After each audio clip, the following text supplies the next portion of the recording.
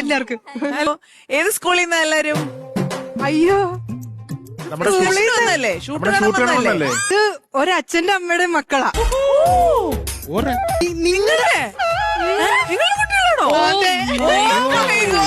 ഇതിപ്പോ 7 പേരുണ്ട്, ബാക്കി 4 പേര് വീട്ടിലുണ്ട്. എന്താണ് ഇങ്ങനെ ഈ പിള്ളേർ?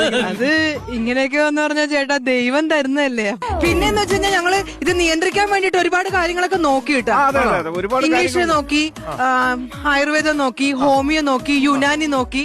ഇതൊക്കെ നോക്കിയിട്ട് വീട്ടിലോട്ട് വന്ന് ഇവിടെ മുഖത്തോട്ട് നോക്കും. നിക്കുന്നു. ഹണിമൂണിന് ഒരു സ്ഥലത്ത് പോയി. സ്ഥലപ്പേരെന്ന് പറഞ്ഞു. പെറു. ഞങ്ങള് ഹണിമൂണിന് പെറുവിന് പോയി. പെറുവിൽ നിന്ന് തിരിച്ചിവിടെ വന്നപ്പോൾ ഇവള് ചറ പറ പെറുവാ.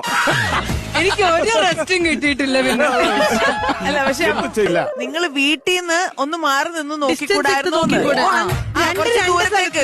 അപ്പൊ ഞങ്ങളൊന്ന് മാറി നിന്നു, ഞാനൊന്ന് മാറി നിന്നു. ഞാൻ ഡൽഹിക്ക് വണ്ടി കയറി. ഡൽഹിക്ക് പോയോ? ഡൽഹിക്ക് പോയപ്പോ 9 മാസം കഴിഞ്ഞപ്പോ അവളൊരു വിളി, ചേട്ടാ സക്സസ്. അതെങ്ങനെ മാറി നിൽക്കുമ്പോ? അതല്ലേ അതിന്റെ കോമഡി. ഞാൻ പറഞ്ഞു, ഞാൻ ഡൽഹിക്ക് ഇറങ്ങിയില്ലേ, ബസ് സ്റ്റോപ്പിൽ ചെന്നപ്പോഴാണ് ഞാൻ നോക്കിയപ്പോ ഫോണിൽ ചാർജ് ഇല്ല. ചാർജ് ചെയ്യാന്ന് വെച്ചെടുത്തപ്പം ചാർജർ എടുത്തില്ല. ഞാൻ ഒരു ഓട്ടോ വിളിച്ച് വീട്ടിൽ വന്നു. ഒരു 1 മണിക്കൂർ കുത്തിയിട്ടു.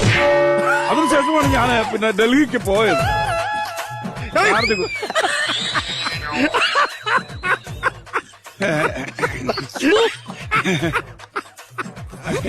ഇതെന്താണ് നമ്മൾ ഓരോ കാര്യങ്ങൾ ഞങ്ങളുടെ ജീവിതമായി പറയില്ല. നിങ്ങളിങ്ങനെ ചിരിക്കരുത് അല്ലേ?